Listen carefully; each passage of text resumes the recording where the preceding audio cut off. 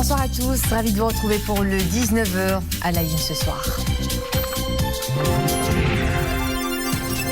Washington reconnaît pour la première fois de son histoire la pleine souveraineté du Maroc sur son Sahara, un événement international de premier plan partout salué, avec une véritable rupture dans l'évolution du dossier du Sahara marocain. La décision américaine traduit la nouvelle approche considérant le plan d'autonomie proposé par Rabat comme seule solution possible pour régler ce conflit artificiel. Un tournant historique qui fait les unes des titres de la presse nationale et internationale. Ils mettent en avant l'élan économique que cette décision donnera au partenariat stratégique entre Rabat et Washington et la nouvelle dynamique diplomatique qui se profile pour un règlement définitif d'un conflit artificiel.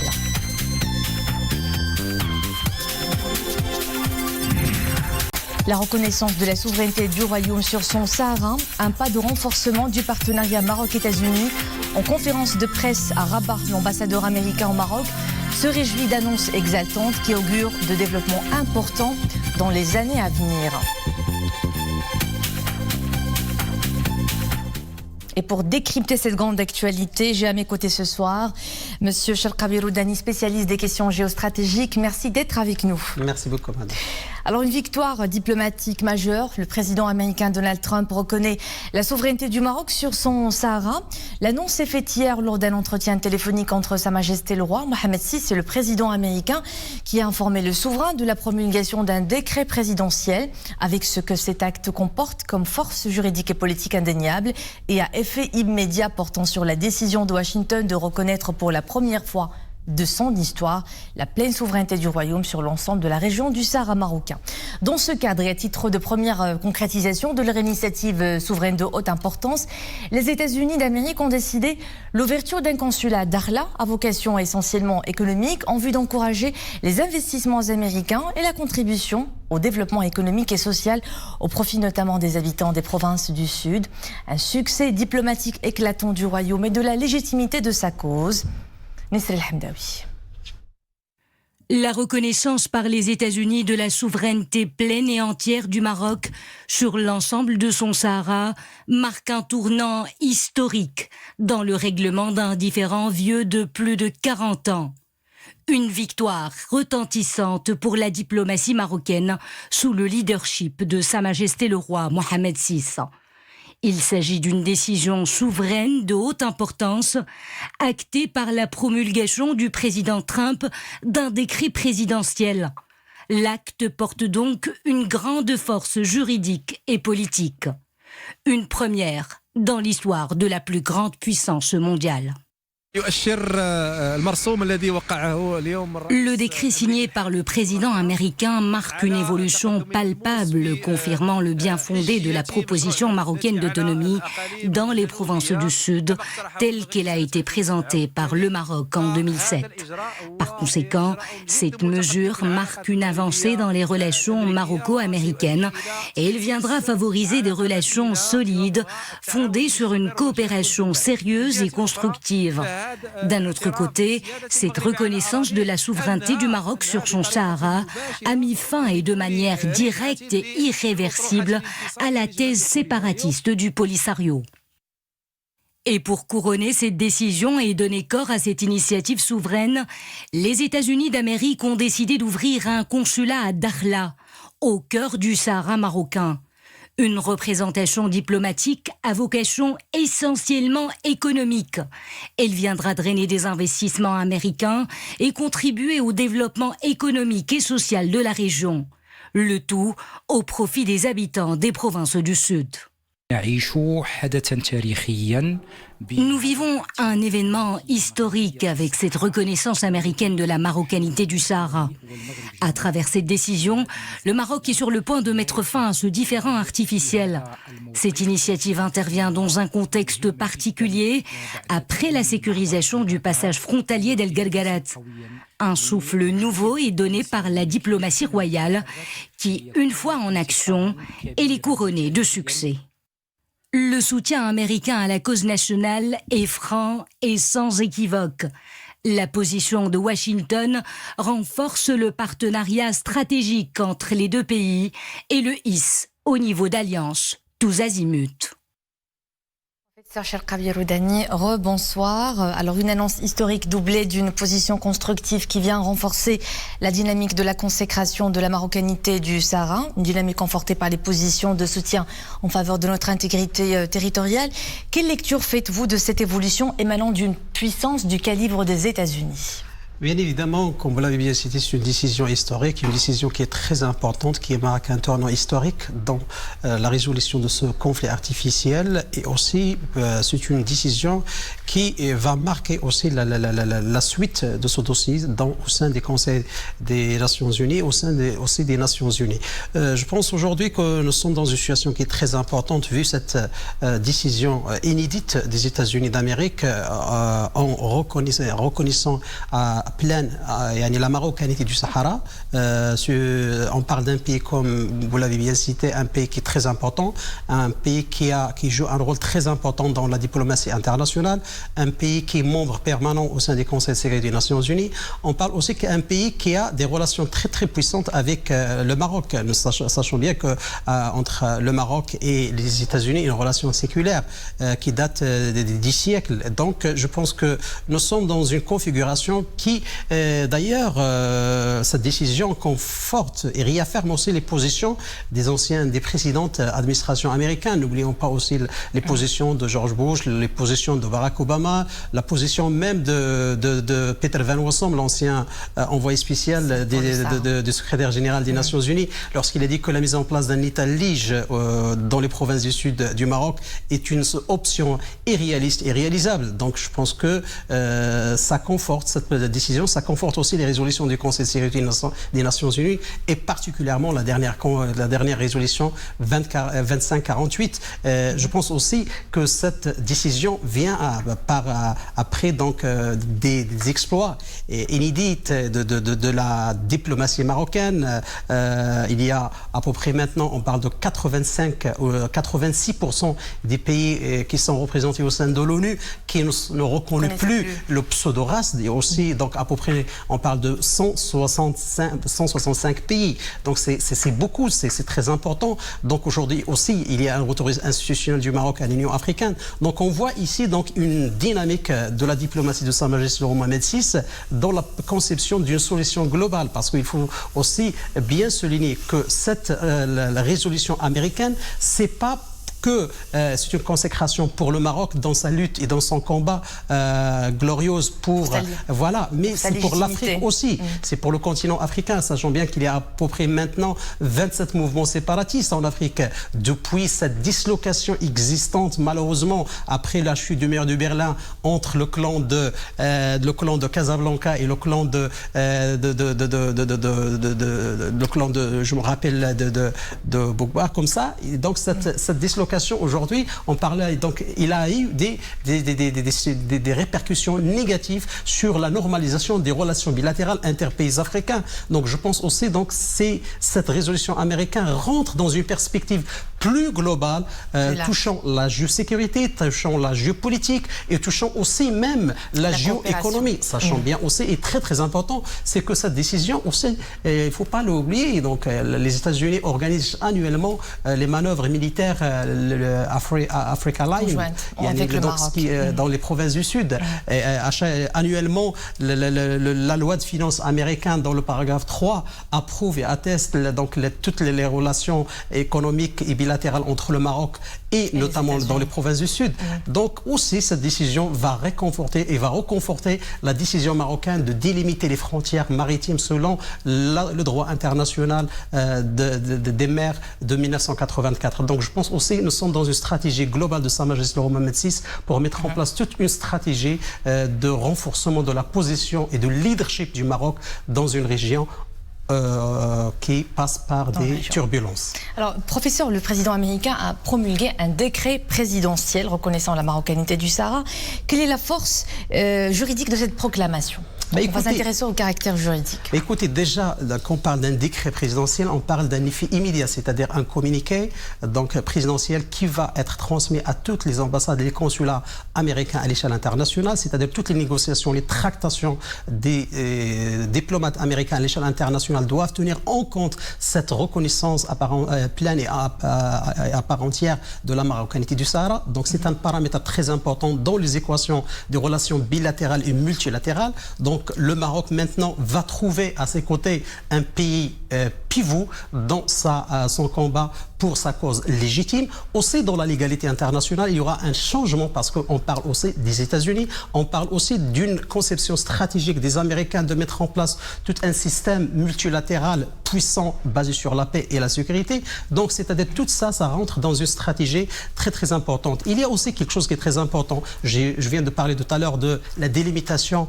des frontières maritimes du Maroc par le biais de lois et aussi par le biais de droit international. Donc, la mise en place d'un consulat général à Dakhla va conforter cette délimitation frontière. Donc, ce qui fait aujourd'hui, nous sommes dans une position sereine et responsable et aussi dans une position qui est très importante afin de continuer de mettre en place toute une stratégie globale de développement des provinces du Sud. Alors, professeur Loudani, je vous propose à vous et à nos téléspectateurs ces réactions à l'international. La réaction des chancelleries salue un tournant historique ouvrant les perspectives d'un règlement définitif aux différends régionaux autour du Sahara marocain. Par la voix du Quai d'Orsay, la France considère que le plan d'autonomie proposé par le Maroc constitue une base de discussion sérieuse et crédible pour régler le conflit du Sahara marocain qui n'a que trop duré. De son côté, le président fondateur du Forum Grand-Montagne, Jean-Paul Carteron, a affirmé que la reconnaissance formelle de la marocanité du Sahara par les États-Unis révèle au grand jour leur détermination à mettre fin à une situation malsaine et sans issue. C'est une décision historique extraordinaire et tellement importante pour le Maroc et le monde, écrit l'ancien diplomate dans une analyse sous le titre « La métamorphose du Sud, la vérité et le bon droit finissent toujours par triompher ». Plusieurs médias arabes, européens et américains se font également l'écho de la reconnaissance par les États-Unis de la pleine souveraineté du Maroc sur son Sahara, en évoquant une décision historique. Des articles, des chroniques et éditos unanimes quant à cette décision qui a permis au Royaume d'obtenir le soutien diplomatique d'une grande puissance internationale comme les États-Unis. Nesrine Ozdar. La décision de l'administration américaine de reconnaître la pleine et l'entière souveraineté du Royaume du Maroc sur ses provinces du Sud alimente ce vendredi les grands titres de la presse internationale et surtout outre-Atlantique. Le Washington Post évoque une évolution décisive, tant au niveau des relations internationales qu'au niveau des alliances stratégiques entre le Maroc et les États-Unis. Grâce à cette décision souveraine et courageuse, le Maroc a remporté une inestimable victoire diplomatique au profit de ses intérêts suprêmes, précise le quotidien US. Même son de cloche du côté du quotidien, le New York Times. Le journal fait savoir que la décision américaine représente une victoire pour la légitimité du plan d'autonomie comme solution unique à ce conflit artificiel. Le quotidien américain affirme également que la décision américaine est très importante pour la résolution de ce conflit artificiel, compte tenu de plusieurs considérations, notamment la position des États-Unis en tant que pôle international important qui jouit du droit de veto et d'un siège permanent au Conseil de sécurité de l'ONU.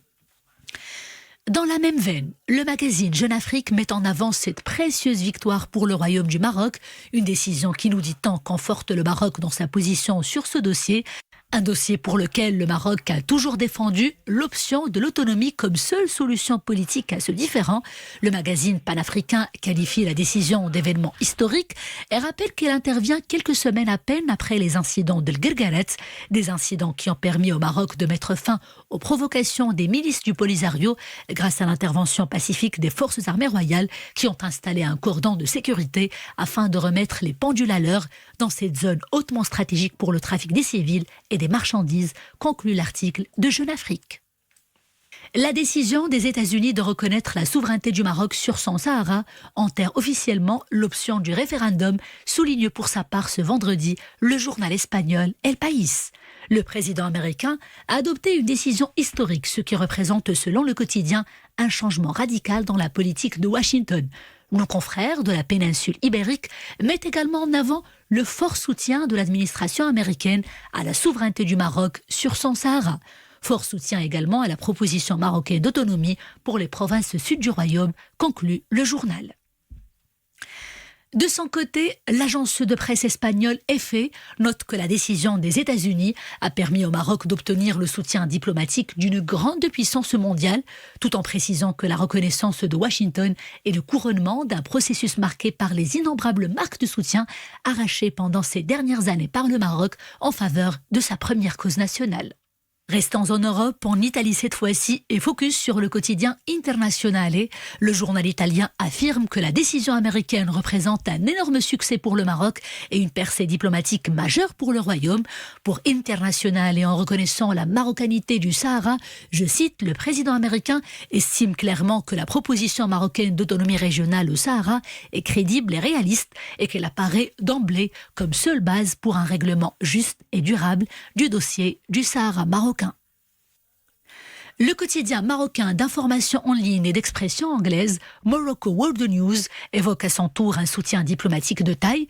Il précise qu'à titre de première concrétisation de cette initiative souveraine de haute importance, la décision des États-Unis d'ouvrir un consulat à Dakhla, un consulat à vocation essentiellement économique en vue d'encourager les investissements américains et de contribuer au développement économique et social au profit notamment des habitants des provinces du Sud, ce qui est une victoire d'une importance capitale. Et puis, le quotidien émirati Al-Ain Al-Ikhbariya fait savoir que ces décisions reflètent les efforts sérieux consentis par le Royaume pour gérer le dossier de sa première cause nationale de manière sage. Le journal estime que la décision américaine fait du Maroc un pays en position de force au niveau international après les échecs sans appel des thèses séparatistes. Et c'est avec le même enthousiasme que le journal bahreïnais Al-Wasait revient sur la décision historique de Washington, ce tournant diplomatique que brouille les cartes des ennemis de l'intégrité territoriale du royaume, écrit le journal, en notant la sagesse de la position marocaine et la manière sereine et paisible dont le Maroc ne cesse de faire montre dans la gestion de ce conflit artificiel sous la conduite éclairée de Sa Majesté le Roi Mohammed VI. Professeur Lodani, nous venons de le voir dans le reportage, c'est une décision qui aura également des retombées positives sur le développement économique de nos provinces du Sud. Pour les États-Unis, le Maroc est non seulement un allié géopolitique, mais aussi un allié géoéconomique des entreprises américaines qui veulent reconquérir des marchés africains et sud-est méditerranéens. Quelles sont les perspectives de la coopération économique qui se profile à l'horizon ? Vous savez, cette décision américaine va certainement renforcer les relations bilatérales entre Washington et Rabat. Donc, on va avoir une relation stratégique et très très importante. Comme je viens de dire que cette décision, il est capitale parce qu'aujourd'hui, on parle d'une évolution de la situation de ce dossier à l'échelle internationale. Donc, aujourd'hui, nous parlons de plus de 20 pays qui ont des consulats généraux entre Dakhla et l'Ayoun. Donc, et c'est pas pour les beaux yeux du Maroc. On parle aujourd'hui des développements, des investissements colossaux du Royaume du Maroc. On parle d'un nouveau modèle de développement économique des provinces du Sud. Un investissement avec à peu près qui avoisine les 9 milliards de dollars. Donc, aujourd'hui, on parle de ce qu'on appelle l'économie politique des provinces du Sud. Donc, c'est une économie qui va nationale, mais qui va être intégrée dans une économie politique à l'échelle internationale et continentale. On parle aussi des provinces du Sud en tant que plateforme incontournable des relations Sud-Sud et des relations Nord-Sud, avec la mise en place d'un consulat général américain à Dakhla, c'est-à-dire il y a un port qui est très très important, Dakhla Atlantique. Voilà, Dakhla Atlantique, ça va renforcer les relations entre le Maroc et les pays de l'autre Atlantique, et aussi ça va renforcer cette coopération américaine avec les pays africains, sachant bien que le Maroc, donc l'Afrique de l'Ouest, où le Maroc est le premier investisseur, il est à peu près 700 millions de personnes. Donc c'est un marché qui est très très important pour Washington, pour Rabat et aussi pour plusieurs pays à l'échelle internationale. Il y a plusieurs projets géostratégiques. On parle du projet Shanghai, projet One Round, One Belt. On parle de beaucoup de choses. Donc je pense que cette conception stratégique américaine, c'est dans la perspective d'évoluer vers une intégration continentale et vers une intégration régionale. En arrivant de créer un centre stratégique économiquement parlant, qui va avancer dans l'espace et dans le temps vers l'Afrique de l'Ouest et après vers d'autres régions économiques à l'échelle du continent africain. Alors une dynamique économique qui se dessine, mais également une dynamique diplomatique. La décision de Washington est un tournant, rappelons, historique qui intervient quelques jours après les incidents d'El Guerguerat. Quels seront, professeur, les développements à suivre au sujet du différend régional autour du Sahara marocain sur le plan diplomatique? Quel va être l'élan et les répercussions de cette décision dans les instances internationales? D'ailleurs, il y a un point qui est très important, que cette déclaration et cette décision de Washington coïncident avec le 10 janvier, c'est la date de la célébration des Nations Unies de la question des droits de l'homme. Donc il y a un message clair et lucide de Washington vis-à-vis certaines allégations mensongères vis-à-vis ce dossier-là dans les provinces du Sud. Donc c'était quelque chose qu'on peut essayer maintenant de clôturer. Je pense aussi c'est que cette décision américaine aussi, c'est une décision qui va impacter les relations bilatérales du Maroc avec les États puissants, avec la France, avec l'Espagne, avec la Chine, avec la Russie, avec plusieurs pays à l'échelle internationale. Parce qu'on parle de Washington, on parle pas on parle du hard power, on parle d'un pays qui est capable, donc ce qu'on appelle, c'est le maestro d'une symphonie de l'ordre mondial. Donc je pense que nous sommes dans une situation maintenant sereine et responsable. Je pense aujourd'hui que cette décision américaine donne raison à l'intervention militaire marocaine pour libérer le passage de Guerguerat.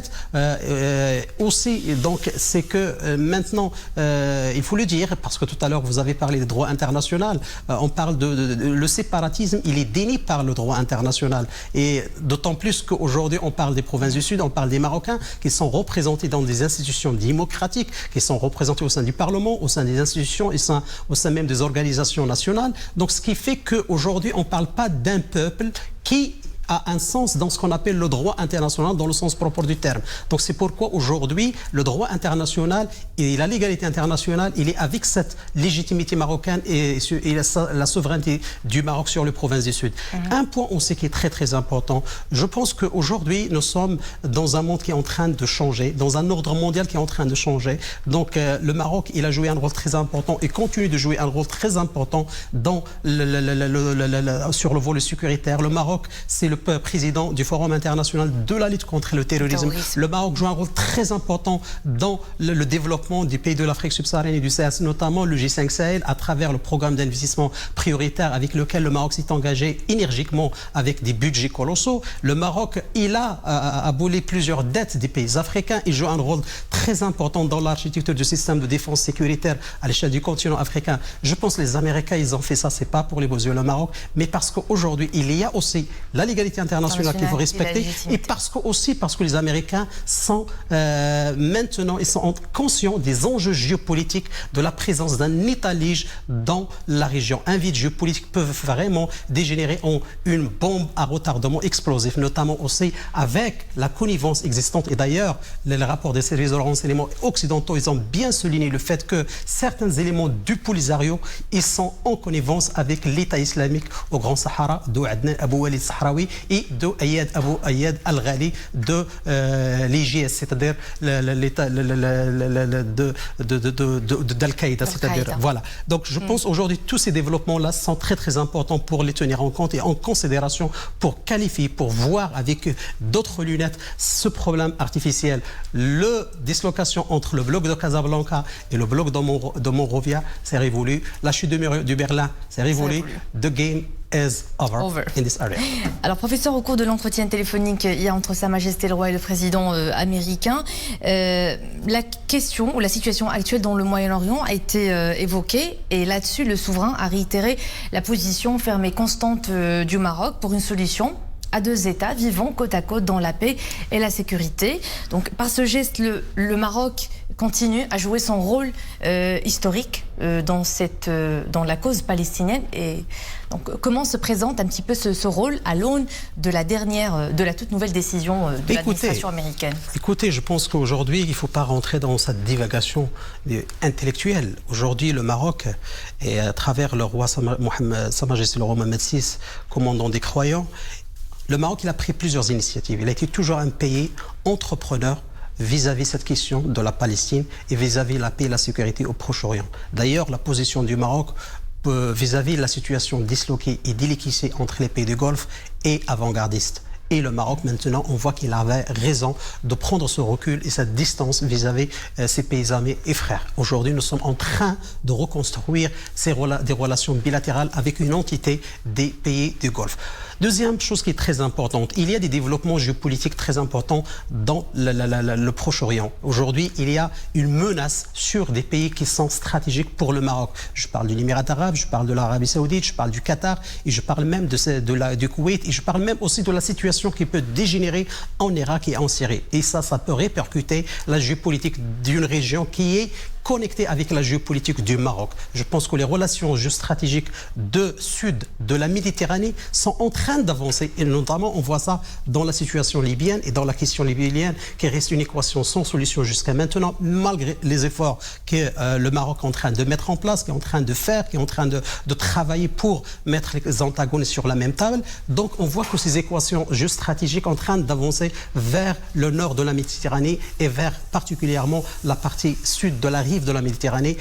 Et là, on parle de la géopolitique du Maroc dans une région qui est très importante. Je pense que Sa Majesté, elle a été claire. Le Maroc, il est avec la solution de 2 États. Et ça, c'est une décision qui a été prise par Feu Hassan II et qui a été suivie par Sa Majesté le roi Mohamed VI. Et aussi, c'est une question essentielle et très importante pour la conscience marocaine et pour les Marocaines et les Marocains. Je pense qu'aujourd'hui, le Maroc, dans une vision globale de mettre en place toute une stratégie de coordination dans l'axe arabe pour la solution de ce conflit qui perdure depuis très longtemps, va mettre toute son énergie pour faire avancer les choses dans le bon sens et dans l'intérêt des Palestiniens. Professeur Cherkaoui Roudani, vous êtes professeur universitaire et expert en géostratégie et sécurité. Merci pour ce décryptage. Merci beaucoup. Place maintenant au titre de la presse nationale consacrée à cette grande actualité. Avec ces décisions, Washington confirme son soutien à la proposition marocaine d'autonomie, une reconnaissance qui se veut aussi le couronnement d'un processus marqué par les appuis obtenus ces dernières années par le Royaume en faveur de sa cause. Sarah Katir. Le décret du président Donald Trump reconnaissant la souveraineté du Maroc sur le Sahara est un événement sans précédent qui marque une nouvelle étape de l'histoire des relations bilatérales maroco-américaines. La presse nationale parue aujourd'hui est unanime en évoquant une décision historique qui traduit la réussite de la diplomatie marocaine. C'est une reconnaissance explicite, sans embâche, de la première force internationale et ça compte beaucoup, bien évidemment, parce que c'est à l'aune des décisions de Washington que les capitales qui comptent décident et fixent leur position vis-à-vis de la vie internationale en général et surtout la question du Sahara en particulier. La décision américaine, elle rétablit le Maroc, elle consolide la position du Maroc vis-à-vis de tout le monde. Toutes les grandes puissances maintenant du monde, ils sont pour la solution marocaine et j'estime que avec le décret présidentiel du président Trump, les choses vont certainement et rapidement évoluer vers la solution définitive de ce conflit. Le Maroc a reconnu les États-Unis en 1777 et maintenant, ce sont les États-Unis qui proclament et reconnaissent la souveraineté marocaine sur le Sahara et annoncent même l'ouverture prochaine d'un consulat dans la ville de Dakhla en vue d'encourager les investissements américains et contribuer au développement économique des provinces du Sud. Une victoire assurée du Royaume du Maroc. Assurée donc, pourquoi ? Parce qu'aujourd'hui, c'est la plus grande puissance du monde qui donc reconnaît la marocanité et la souveraineté du Maroc sur son Sahara et donc aussi qui nous donne une idée de ce qui pourrait se passer très bientôt. Et en même temps, une prise de position par Trump annoncée lui-même, n'est-ce pas, d'une ouverture d'un consulat américain à Dakhla. À Dakhla, pourquoi ? Dakhla parce que c'est la capitale de la province de Oued Dahab, qui est donc l'extrême province du Royaume du Maroc, et parce que les perspectives qui s'annoncent à ce niveau dans cette ville, dans cette région, sont énormes. Pour les titres marocains parus aujourd'hui, le décret du président Trump est un soutien franc et sincère à la marocanité du Sahara qui ouvre un nouveau chapitre dans les relations stratégiques entre Rabat et Washington. L'ambassadeur des États-Unis au Maroc, David Fisher, s'est exprimé cet après-midi en conférence de presse à Rabat. Devant les médias, il a mis en avant l'histoire riche des relations entre Rabat et Washington et le caractère stratégique de leur partenariat. Il s'est attardé sur les perspectives d'investissement et de coopération économique qui s'ouvrent désormais par cette percée historique. Hafid Louari, Marim Missi. C'était un 20 décembre et c'était il y a un peu plus de 2 siècles. Le Maroc, premier pays à reconnaître les États-Unis d'Amérique en 1777, reçoit 243 ans plus tard la reconnaissance de sa souveraineté sur son Sahara par l'administration américaine. L'ambassadeur des États-Unis au Maroc y voit déjà l'enclé de développement de plus de 200 ans de relations bilatérales. Le président Donald Trump rejette le statu quo au Sahara, qui ne bénéficie à aucune partie. En vue d'une solution sérieuse et réaliste au conflit autour du Sahara, les États-Unis croient en l'autonomie comme unique option réaliste pour parvenir à une solution juste, durable et mutuellement acceptable pour le futur du Sahara. Le plan d'autonomie est la base d'une solution à même de satisfaire les aspirations des populations du Sahara. La reconnaissance américaine, un énième soutien international à la proposition marocaine d'autonomie. Washington démontre aujourd'hui son appui ferme à cette solution avec l'annonce de son intention d'ouvrir une représentation consulaire dans la ville de Dakhla. Je voudrais informer les populations des provinces du Sud que les États-Unis ouvriront un consulat dans la ville de Dakhla. Sa mission consistera à soutenir et encourager l'investissement dans des projets de développement au profit tangible. Nous procéderons incessamment à la concrétisation de ces projets sur le terrain. Et ce n'est que le début de davantage de relations renforcées. Une inauguration imminente de la mission consulaire américaine aura lieu à Dakhla, une mission à vocation essentiellement économique.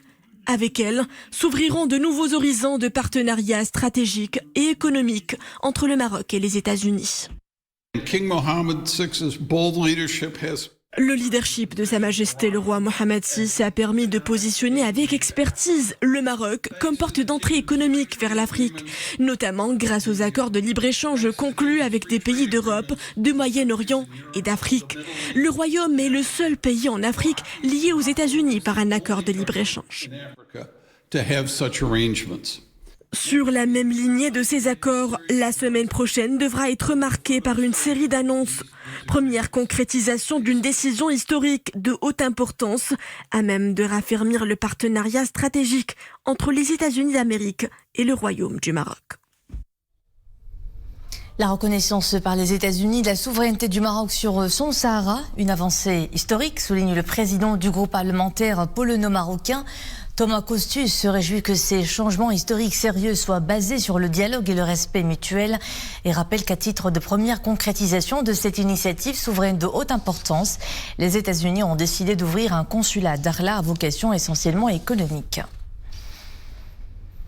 Nous restons à Varsovie où des ambassadeurs accrédités ont salué le rôle stratégique du Maroc et son engagement en faveur de la paix et la stabilité de la région. À l'issue d'une rencontre tenue dans la capitale polonaise avec l'ambassadeur du Maroc en Pologne, Abdelrahim Atmoun, les diplomates ont réitéré le soutien de leurs pays respectifs aux mesures prises par le Maroc pour le rétablissement du trafic civil et commercial dans la zone d'El Guerguerat, une initiative sage qui a permis de garantir le principe fondamental de la libre circulation des personnes et des biens. Nisrina Oustar. Presque un mois après l'intervention pacifique de nos vaillantes forces armées royales dans la zone tampon de Guerguerat sur haute instruction de Sa Majesté, les réactions continuent de fuser de partout. Cette fois-ci, elle émane de Varsovie.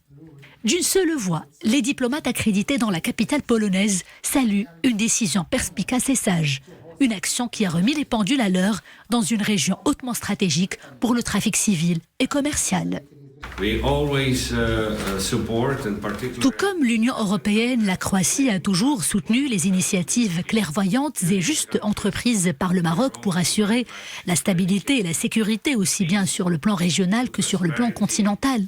Zagreb salue par la même occasion les grands efforts consentis par Sa Majesté le roi Mohammed VI pour assurer le développement et garantir la prospérité du continent africain grâce à une politique visionnaire et exemplaire.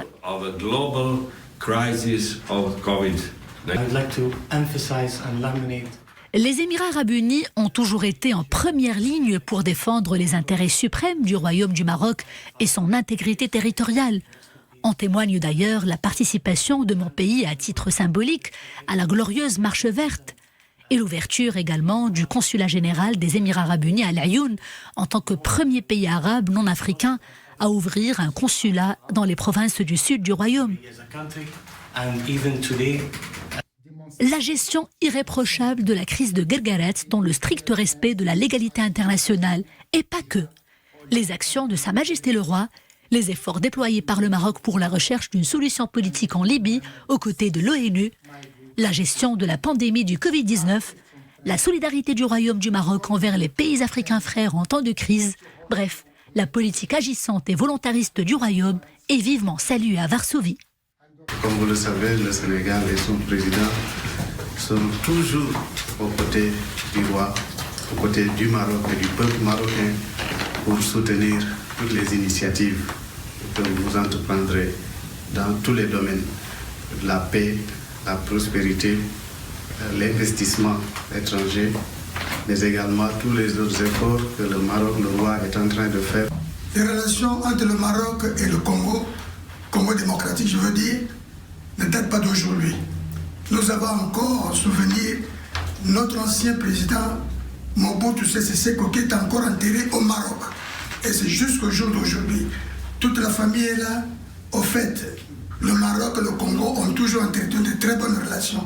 Lors de la réception que nous avons organisée à la résidence, les convives ont salué le rôle stratégique du Royaume du Maroc en faveur de la paix et la stabilité dans la région, ainsi que les nombreux efforts déployés par le Royaume du Maroc et Sa Majesté le Roi Mohamed VI, que Dieu l'assiste, pour l'Afrique. Tous les diplomates présents ont également réaffirmé leur soutien au Royaume du Maroc, notamment dans le cadre du rétablissement du trafic civil et commercial dans la zone tampon d'El Guerguerat. La rencontre n'a pas manqué non plus de rendre hommage à l'action royale en faveur de la consolidation des liens fraternels qui unissent le royaume à ses pays frères et amis. Une référence incontournable des relations exemplaires qui doivent prévaloir sur le plan international. La région de l'Aïoun Saqi El-Hamra reçoit à Lisbonne le prix de la région euroméditerranéenne de sport 2021 lors d'une cérémonie virtuelle organisée par la Fédération des capitales européennes et des villes du sport. Cette distinction a été attribuée à cette région en reconnaissance aux efforts du Royaume pour le développement des provinces du Sud, en particulier dans le domaine de la promotion du sport. La cérémonie s'est déroulée en présence notamment du président de la région de l'Aïoun Saqi El-Hamra, Sidi Hamdi Ould Rachid, de personnalités européennes et du président de la Fédération des capitales européennes et des villes du sport. On enchaîne avec le bulletin quotidien de la situation épidémiologique. 3035 nouveaux cas diagnostiqués Covid-19 ces dernières 24 heures. Nous déplorons 50 décès. Le pourcentage des guérisons est en progression. Il s'établit à 88,7% avec 3887 nouvelles rémissions. 982 personnes sont prises en charge dans les unités de réanimation et en soins intensifs avec 89 nouveaux cas ces dernières 24 heures, dont 80 sont sous intubation.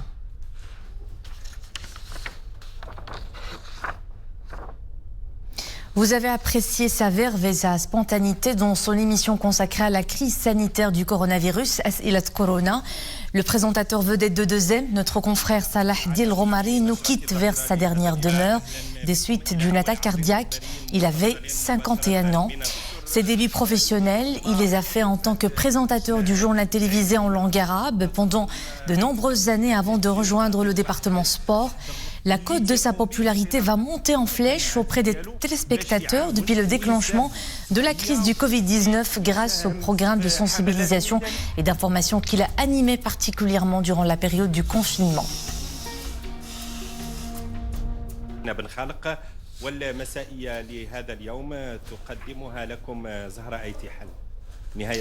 La disparition subite du défunt a suscité un grand émoi parmi les professionnels des médias et chez le grand public.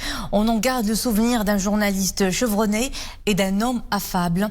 Un souvenir qu'une de nos consoeurs, Ihsan Benbel, journaliste présentatrice à 2M, évoque avec une grande émotion. toujours sous le choc d'une disparition subite.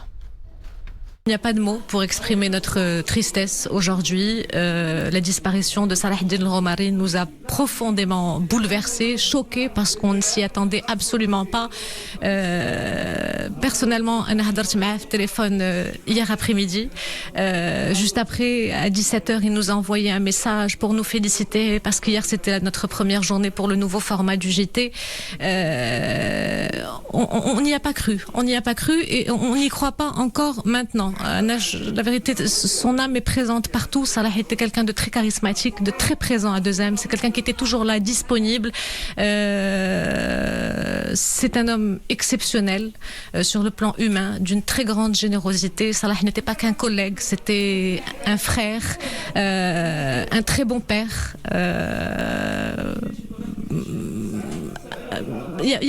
La vérité, je n'ai pas de mots pour exprimer notre douleur aujourd'hui. Nous sommes à Dieu et à lui nous retournons. Les couleurs du ciel pour finir, un ciel toujours nuageux ce week-end avec de faibles pluies résiduelles sur le Tangérois, le Rif occidental et le Loukous. Le temps froid s'installe de plus en plus sur les reliefs de l'Atlas avec des minimales de 1 à 6 degrés sur l'Atlas et le Rif et sont de 6 à 11 sur l'oriental, le sud-est, le Souss et l'est des provinces sud et de 11 à 16 sur les côtes et les plaines atlantiques, le Seis et la Méditerranée. Voilà, c'était le mot de fin de cette édition. Merci à vous de nous suivre. L'info est de retour à 21h avec Nabila Azarkan. Et demain, le 19h, vous sera présenté par Narim Messi. Bon début de week-end.